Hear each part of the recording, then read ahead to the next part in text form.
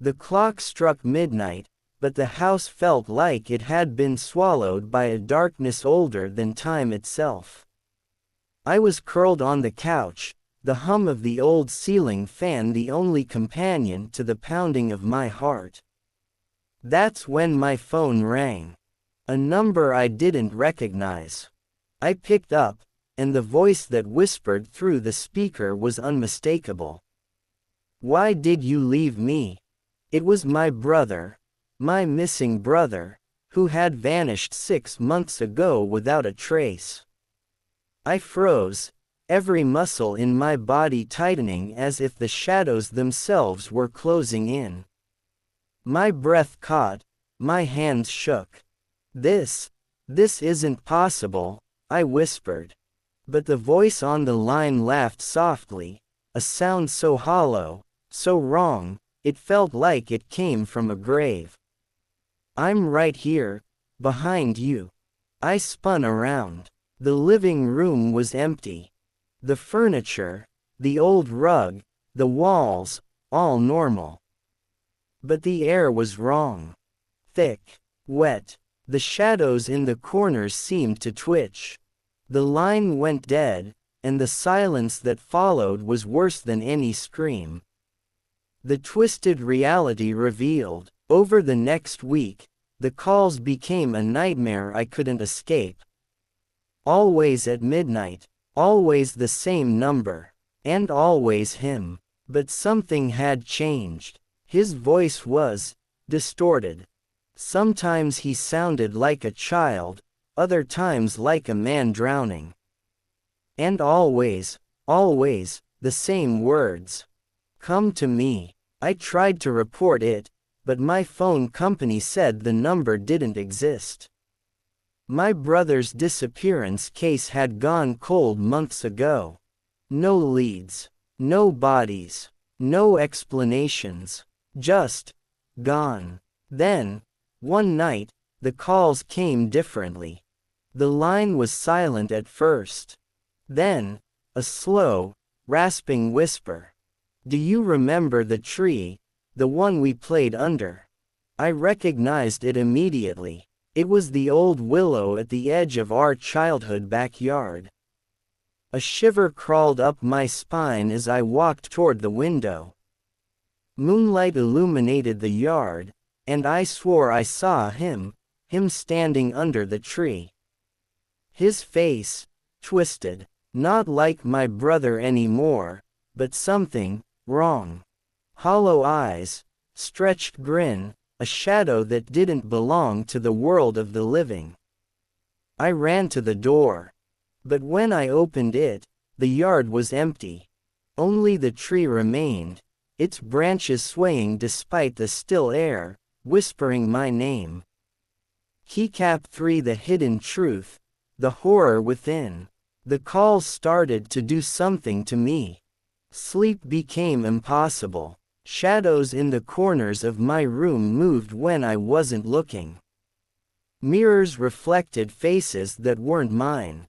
Sometimes, just sometimes, I could swear I felt my brother's hand brush mine in the night, but it burned like cold fire. Then came the video, an anonymous message on my phone, a grainy recording. The timestamp said last night, but the content was impossible. It showed my bedroom, me, sleeping, but over me hovered a figure, my brother, or what looked like him. His face flickered in and out, like static on an old TV. The worst part, he was smiling, a smile that wasn't his. His hand stretched toward me, impossibly long, fingers bent like broken twigs.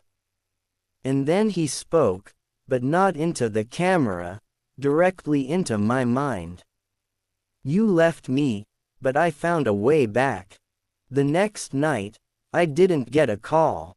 I got a knock. One soft, deliberate knock.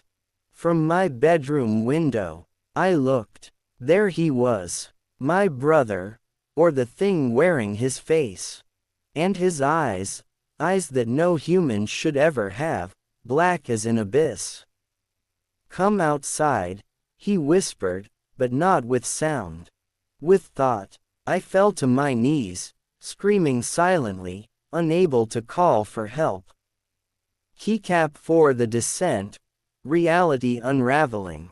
Days blurred into nights. Food lost its taste. Water burned in my throat.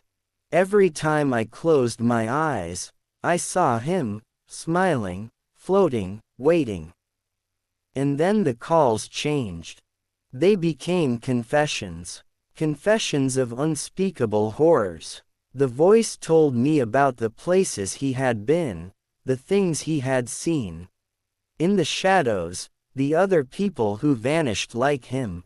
I am not alone, he said. We are many now.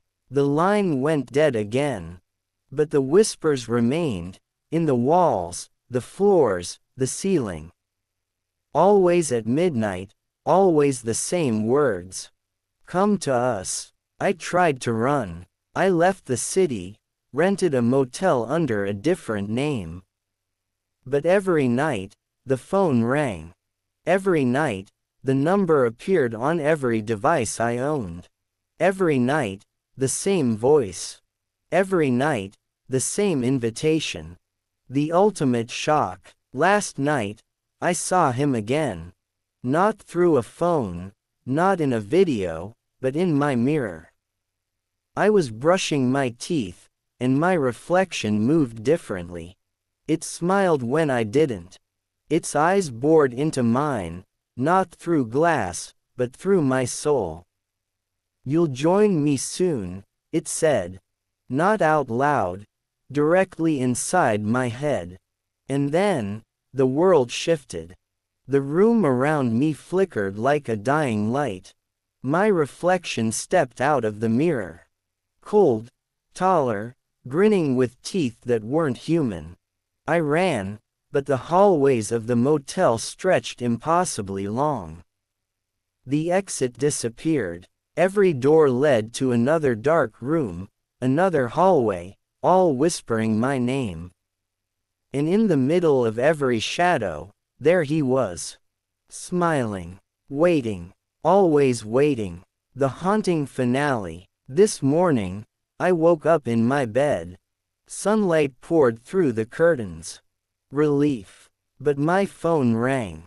One look at the screen made my blood freeze. The caller ID read, "Me." And beneath it, a message. "I'm home now." I haven't answered, and I'm not sure I will. Because if I do, I know he's not calling to talk. He's calling to bring me back. And maybe he already has.